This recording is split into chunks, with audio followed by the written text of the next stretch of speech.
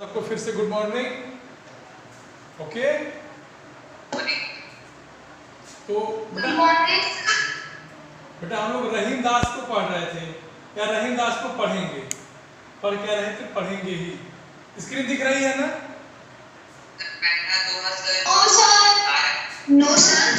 अच्छा अच्छा, स्क्रीन नहीं दिख रही, रुको रुको पहले स्क्रीन बना लेते हैं।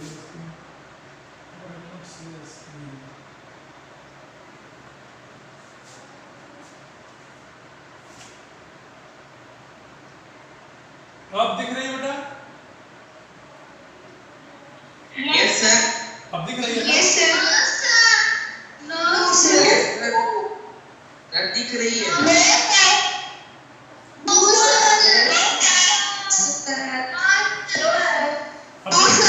अब दिख रही है? Not visible.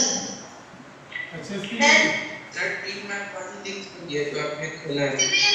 Not visible sir.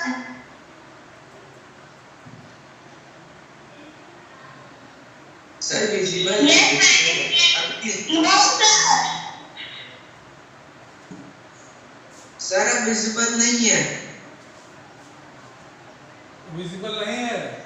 Sir, it is not visible. Sir visible. Yes sir. बेटा हम लोग रहीम दास को पढ़ रहे थे और इसमें हमने बताया था कि ये क्या थे, भक्ति काल के कवि थे। ये मैंने बताया था ना? बोलिए।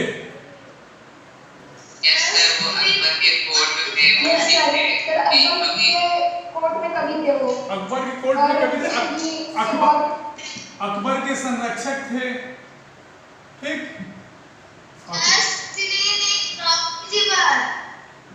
बेटा आप कैमरा ऑन करिए। अकबर के संरक्षक थे, ठीक? और इन्होंने अधिकतर नीति के दोहे लिखे हैं। क्लियर बेटा? तो एक एक दोहों को हम इनके पढ़ेंगे और उनको समझने का प्रयास करेंगे।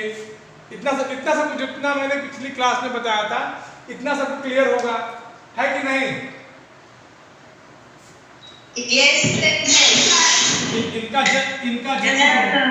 इनका जन्म 1556 में लाहौर में हुआ था। अब लाहौर पाकिस्तान में है, ठीक?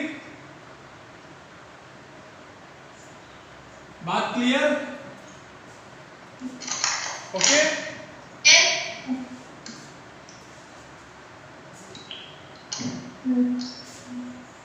ठीक, चलिए अब हम लोग पढ़ेंगे रहीम दास के दोहे।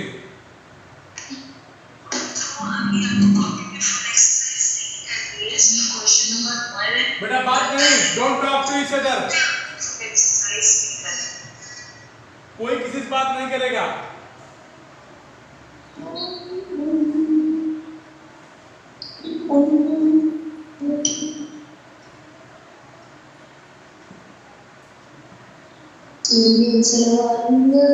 बेटा बात नहीं, देखो शुरू से हम लोग पढ़ लेते हैं एक बार फिर से, ठीक है?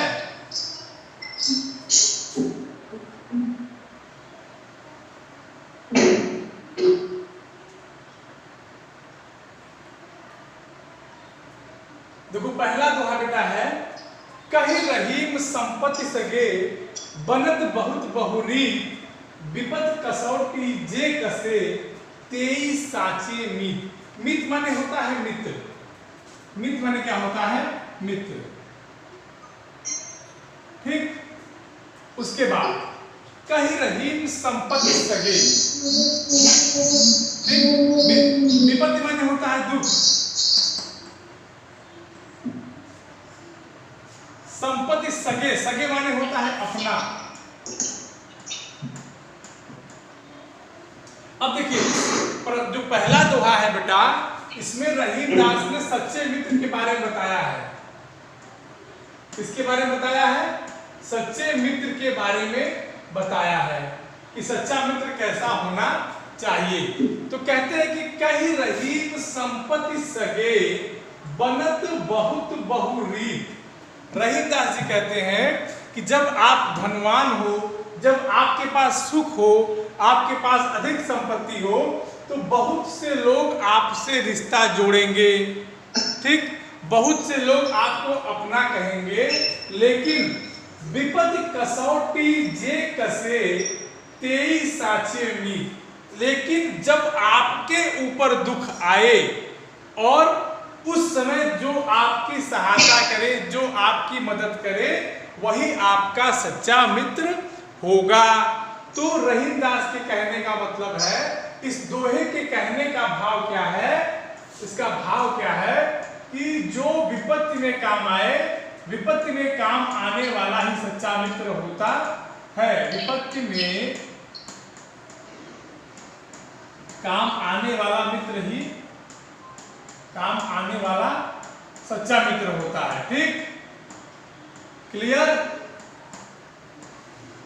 बोलो, किसी को कोई दिक्कत बेटा? Yes, sir.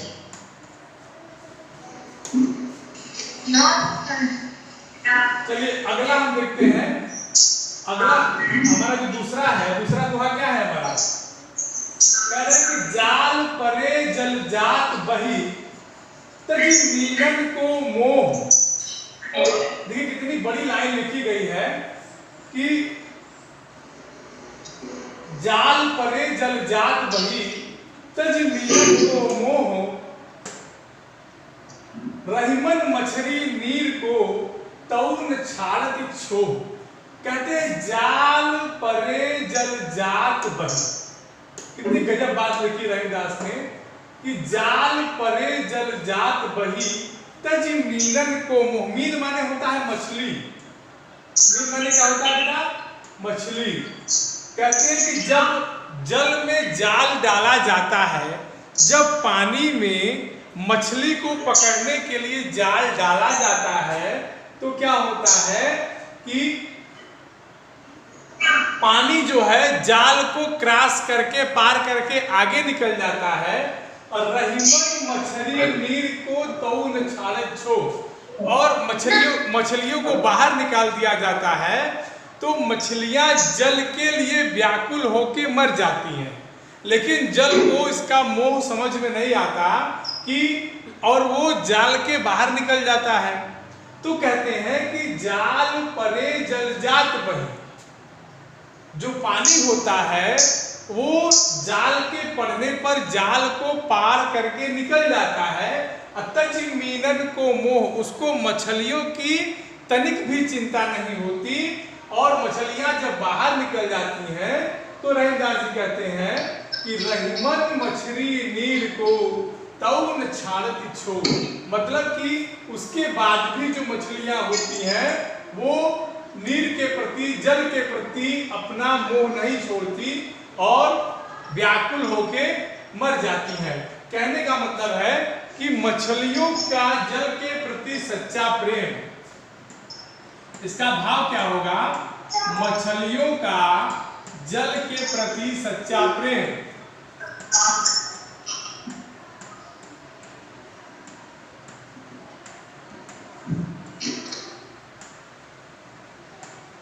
सबको क्लियर है कि नहीं, ये बताइए। No sir. क्लियर नहीं है?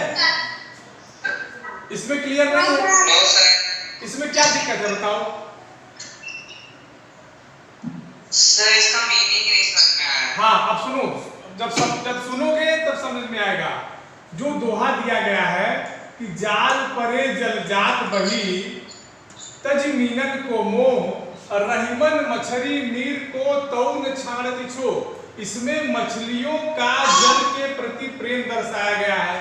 और प्रेम कैसे दर्शाया गया है कि जाल परे जल जात बही। जब आप मछली पकड़ने के लिए मछुआरा जो है जल में जाल डालता है, तो जल जो है जाल को पार करके निकल जाता है और मछलियां क्या होती हैं, क्षण के जाल से बाहर आ जाती हैं और जल के अभाव में व्याकुल होकर मर जाती हैं। तो उसी को रहीमदास ने लिखा है कि रहीमन मछली नीर को तौन छाड़त छो। उन सब के बावजूद भी जल तो निकल जाता है, लेकिन मछलियों का जल के प्रति प्रेम नहीं जाता और वो जल से बाहर आने पे मर जाती है। अब क्लियर? अब क्लियर?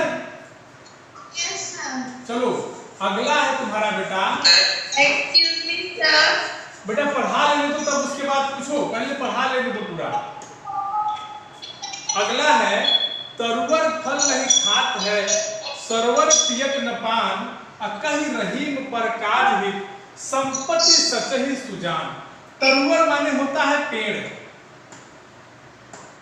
सरवर माने होता है तालाब या सरोवर। ठीक, रहीमदास जी कहते हैं कि तरुवर फल नहीं खात है, सरोवर पियत न पान, माने पेड़ अपना फल कभी नहीं खाता और तालाब अपना जल कभी खुद नहीं पीता। ध्यान से समझिए, परोपकार की भावना को रहीमदास ने दर्शाया है। परोपकार की भावना,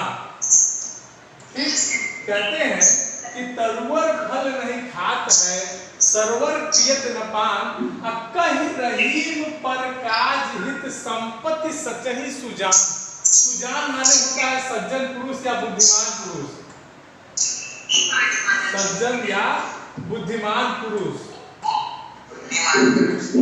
ठीक, कहते हैं कि जिस प्रकार पेड़ अपना फल नहीं खाता, तालाब अपना जल स्वयं नहीं पीता, उसी प्रकार पर काजहित माने परोपकार के लिए जो बुद्धिमान पुरुष होता है, सज्जन पुरुष होता है, अपनी संपत्ति को संचय क्यों करता है, इकट्ठा क्यों करता है? दूसरों के परोपकार के लिए ही वह करता है। तो कहने का भाव है कि इसमें परोपकार की भावना को दर्शाया गया है। किसको दर्शाया गया है? परोपकार की भावना को। ठीक, परोपकार की भावना को दर्शाया गया है। बेटा बात नहीं, बात करोगे एक भी समझ में नहीं आएगा। एक्स्ट्रा क्लास ले रहे हैं तो इसको सब पढ़ो। ठीक, अगला बेटा आपका है, अगला दोहा है कि थोथे बादर क्वार के जो रहीम घहरा। कह रहे बेटा कि थोथे बादर क्वार के जो रहीम घहरा, अधन पुरुष निर्धन भय करे पाछली बात। एक एक चीज को समझिए। क्वार जो है बेटा हिंदी का एक महीना होता है। क्वार जो है ये बेटा हिंदी का एक महीना होता है। और घहराना माने होता है गड़गड़ाना। जब बादल गड़गड़ाते हैं, कड़कते हैं, तो यहाँ कहते हैं घहराना। थोथे माने होता है खाली। थोथे माने क्या होता है? खाली होता है। और कहते हैं कि धन पुरुष निर्धन भय करे पाछली बात। अब इसको ध्यान से समझिए। इसमें जो है रहीमदास ने तुलना की है। क्या कहते हैं कि जिस प्रकार क्वार माने एक हिंदी का महीना होता है, कि जिस प्रकार क्वार के महीने में बादल गड़गड़ाते हैं, बरसते नहीं, उसी प्रकार जो धनी पुरुष रहता है, जब वो निर्धन हो जाता है, जब वो गरीब हो जाता है, तो अपनी पिछली बातों को याद करके डिंग मारता है, अपनी बातें हाँकता है। बात समझ में आ रही है? देखो बेटा, आप लोगों ने देखा होगा ना, जब कभी कोई राजा रहता है और वो गरीब हो जाता है, तो अपनी पुरानी बात याद करके लोगों को बताता है कि मैं राजा था तो ऐसा था, मेरे पास इतने घोड़े हुआ करते थे, इतनी हाथियां हुआ करती थी। ठीक उसी प्रकार जैसे क्वार मास में, जो हिंदी का महीना होता है, क्वार इसको आप अक्टूबर बोलते हो, अक्टूबर के महीने में जो बादल होते हैं, क्वार महीने में जो बादल होते हैं, वो क्या करते हैं? वो बरसते कम है बेटा और गड़गड़ाते ज्यादा है, आवाज ज्यादा करते हैं। ठीक, अगला दोहा हमारा है बेटा, उसको हम देखते हैं। अगला हमारा दोहा है कि धरती किसी रीत है, शीत घाम और मेघ, जैसे परे सो सही रहे, त्यों रहीम यह देख। कहते हैं, देखिए तुलना किए हैं। किससे तुलना किए हैं? धरती की तुलना किए हैं। धरती की तुलना किससे हुई है? मनुष्य के शरीर से। देह माने होता है शरीर। देह माने क्या होता है? शरीर। क्लियर? कहते हैं बेटा, बात नहीं, कहते हैं कि धरती किसी रीत है, शीत घाम और मेघ, जैसे परिसो सही रहे, त्यों रहीम यह देख। रहीमदास जी कहते हैं कि जैसी यह धरती है वैसे ही यह हमारा शरीर है। कहने का मतलब है कि जिस प्रकार धरती जो है, शीत माने होता है ठंडा, ठीक, घाम माने होता है धूप, और मेघ माने होता है बरसात। तो कहते हैं कि जिस प्रकार यह धरती ठंडी, धूप और बरसात को सह लेती है, वैसे ही यह हमारा शरीर है जो सभी प्रकार के सुख दुख को सहता है। तो धरती की तुलना शरीर से की गई है। धरती की तुलना शरीर से की गई है। बेटा क्लियर है सबको? एक बार फिर से समझ लीजिए कि धरती की सी रीत है, शीत घाम और मेघ जैसी परिसो सही रहे त्यों रहीम यह दे।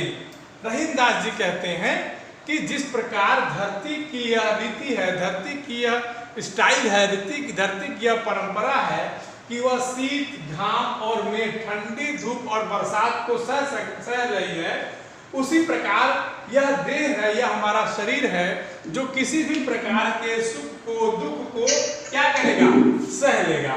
क्लियर? इसके बाद बेटा हमारा अगला जो है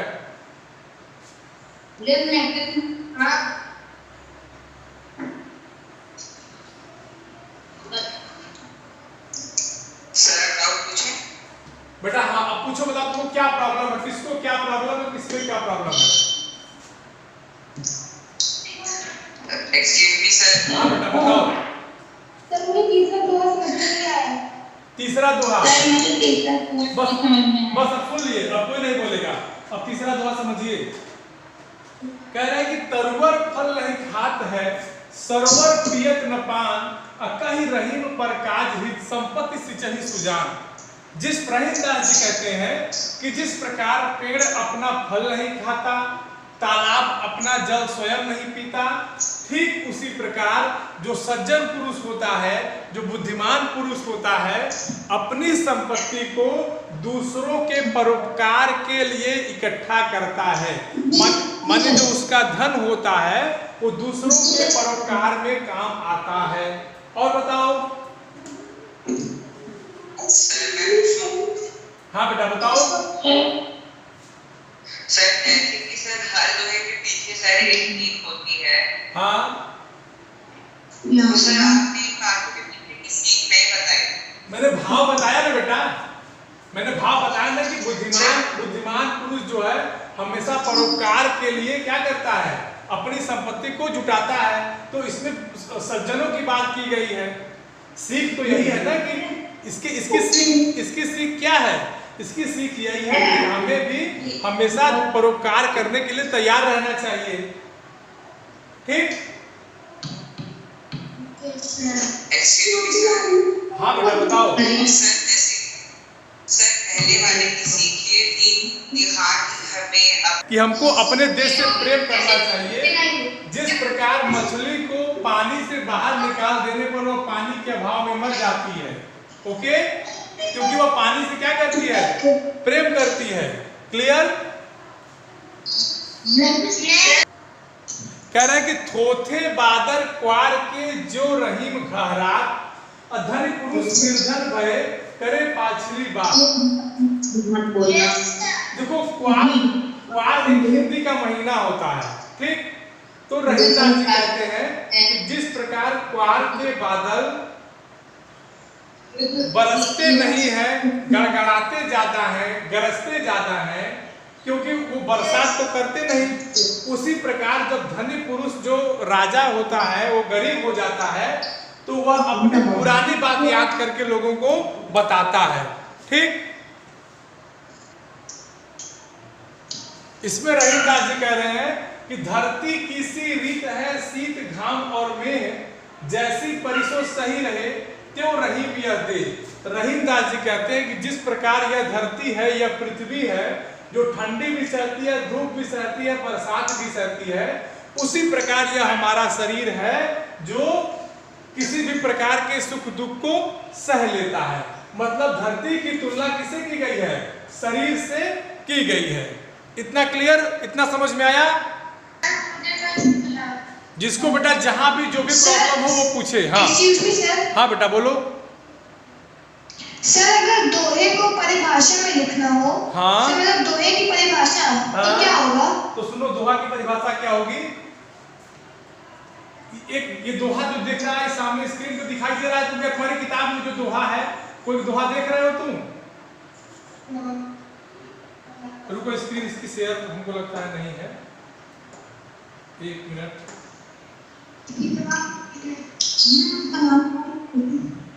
ये दिखाई दे रहा है तुमको स्क्रीन पे दोहा? Yes sir. ये अब कोई बात नहीं करेगा, किसी ने दोहे की परिभाषा पूछा है, ठीक? देखो ध्यान से देखो, ये दोहा बेटा थोड़ा ध्यान से देखो, देखो देखो ध्यान से देखो इसको। देखो इसमें एक कामा दो कामा है, इसको थोड़ा ध्यान से देखो एक दोहा को, तो इसमें दो कामा है। यस सर है। दो कामा है ना इसमें, और देखो दो काम, एक कामा यहाँ है, उसके बाद एक यहाँ लाइन है, और एक यहाँ है, और एक यहाँ, कुल 4 चरण है इसमें, ठीक? कितने चरण है? 4 चरण। इसकी परिभाषा क्या बनेगी बेटा कि दोहे में 4 चरण होते हैं और 24 मात्राएं होती हैं। कितनी मात्राएं होती हैं? 24 मात्राएं होती हैं। पहले, और ये पहला है और ये तीसरा चरण है, ठीक? पहले और तीसरे चरण में 13 मात्राएं होती है, और दूसरे और 11 चौथे चरण में 11 मात्राएं होती हैं। यही दोहा छंद का लक्षण है। क्लियर? Okay sir. किसी कोई दिक्कत? Okay sir. गिनो के तो गिन लो। देखो 2 यहाँ 2 होगा, 1 3 2 5 1 6 6 2 8 8 3 11। हाँ बेटा बताओ। 11 मात्राएं होती है। Clear? Yes sir. Okay class, फिर हम सर 24 मात्रा कैसे होगी? बेटा इसको गिनना पड़ेगा, इसके लिए आपको आगे क्लासों में आप मात्राएं कैसे गिनी जाती हैं उसको हम बताएंगे। मात्राएं गिनी जाती हैं, ठीक? उसके लिए आपको जगड़ मगड़ गढ़ आना चाहिए, और जब मैं छंद पढ़ाऊंगा तो उसमें बता दूंगा। जब कभी आपको छंद पढ़ने को आगे मिलेगा, या कभी हमारी आपसे मुलाकात होगी, तो आपको हम छंद बढ़िया से पढ़ा देंगे। उसमें आपको दोहा बता देंगे, सोठा बता देंगे, चौपाई बता देंगे, मगैन छंद बता देंगे, सब कुंडलियां, रोला, दोहा सब बता देंगे, ठीक? ओके क्लास, जिसको बेटा जिसको जो पूछना हो पूछे। अब ये हमारा रहीम के दोहे चैप्टर खत्म हो गया है। इसकी एक्सरसाइज बेटा हम आपको अभी करा देते हैं, या आप कहेंगे तो आपको हम दे देंगे व्हाट्सएप वाली क्लास में, ठीक?